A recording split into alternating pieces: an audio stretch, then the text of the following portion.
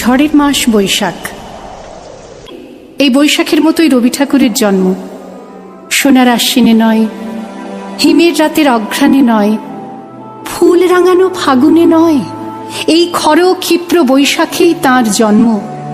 এই খ্যাপা বৈশাখের গৈরিক তিলক দিয়েই সাজানো তাঁর জন্মদিনের ললাট।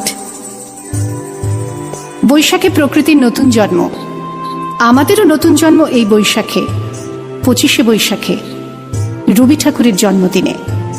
দেখতে হয় না ক্যালেন্ডার, জিজ্ঞেস করতে হয় না তারিখটা কবে, আগে থেকেই বুকের মধ্যে সাড়া ওঠে 25শে বৈশাখ আসছে, রবি ঠাকুরের জন্মদিন। বছরে একটা দিনের জন্য তারা নতুন হয়ে যায়। চারপাশে নীলে লালে সবুজে হলুদে রঙিন ফুলের আলপনা, মাঝখানে খয়েরি রঙের সুতোয় রোজ দুপুরের না ঘুমানো চোখে কাজের ক্লান্ত অবসরে বোনা হয়ে চলেছে সেই 4টে লাইন।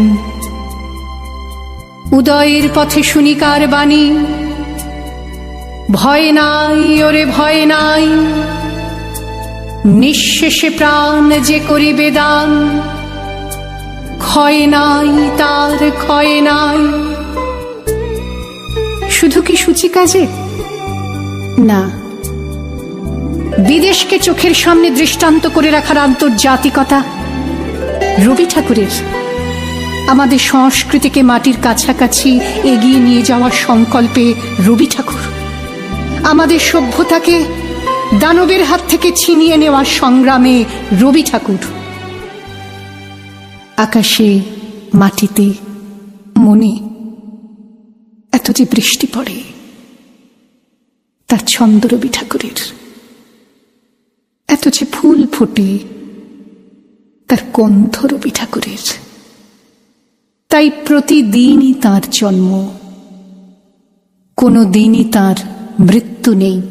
কালের কালা পাহাড় এসে কোনো দিন যদি ভারতবর্ষ থেকে সমস্ত ঠাকুরের পুজোর প্রদীপ নিভিয়ে দিয়ে যায়, তবু একটি ঠাকুরের বেদী চিরকাল থাকবে মাটির সঙ্গে গাঁথা।